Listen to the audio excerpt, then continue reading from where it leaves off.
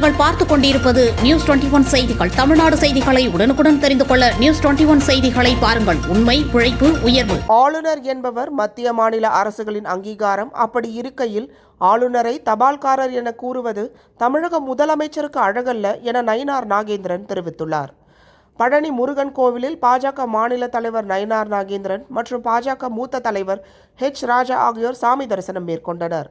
முன்னதாக செய்தியாளர்களை சந்தித்த நயினார் நாகேந்திரன், மத்திய மாநில அரசுகளுக்கு இடையே ஆளுநர் ஒரு தபால்காரர் என மு.க. ஸ்டாலின் கூறியிருப்பது குறித்த கேள்விக்கு, ஆளுநர் என்பவர் மத்திய மாநில அரசுகளின் அங்கீகாரம். அப்படி இருக்கையில் ஆளுநரை தபால்காரர் என கூறுவது தமிழக முதலமைச்சருக்கு அழகல்ல என நயினார் நாகேந்திரன் பதிலளித்தார்.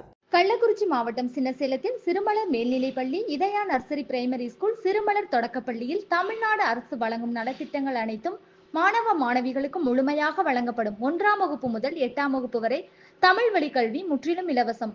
10ஆம் வகுப்பு, 11ஆம் வகுப்பு, 12ஆம் வகுப்பு மாணவிகள் 450க்கும் மேல் மதிப்பெண் எடுக்கும் மாணவ மாணவிகளுக்கு 50% கல்வி கட்டண சலுகை உண்டு. தரமான கல்வி, வளமான எதிர்காலம். மாணவ மாணவிகளை எம்பள்ளியில் சேர்க்க முந்துங்கள். மாணவ மாணவிகளின் படிப்பிற்கும் ஒழுக்கத்திற்கும் 100% வெற்றி உறுதி. ரோபகார் வழியாக மலைக்கோவிலுக்கு சென்று தண்டாயுதபாணி சுவாமி தரிசனம் செய்தார்.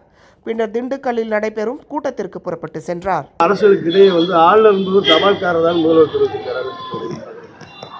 ஆளுநர் ஒரு அரசாங்கத்தினுடைய ஒரு அங்கீகாரம். மாநில அரசுகள் தான் அதிகாரம் அதிகம் இருக்கிறது. அதை தபால்காரன் சொல்லி அந்த மாதிரி கொச்சைப்படுத்தி பேசுறது முதலமைச்சருக்கு அழகல்ல. வேற பாஜக கூட்டணியில மேலும் நாம் தமிழர் நல்லா இருக்குன்னு சொல்லியிருக்கீங்க. அவர் நான் வருவதற்கு வாய்ப்பு. சரி, அது அதனுடைய விருப்பம்.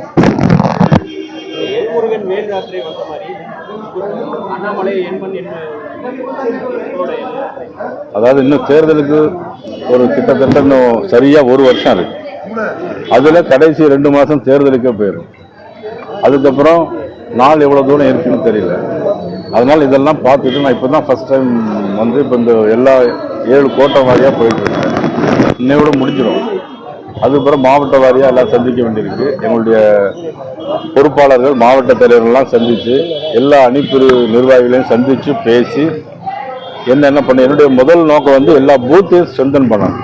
சாலையோர வியாபாரிகளுக்கு வங்கி மூலமா மத்திய அரசு கடன் தொகை வழங்கிட்டு கடந்த 3 மாதம் நிப்பாட்டி வச்சிருக்காங்க. இது வாய்ப்பு இருக்கா? கண்டிப்பா யாரு கிடைக்கலன்னு சொன்னா உடனடியாக வாங்கி கொடுக்குறது நாங்க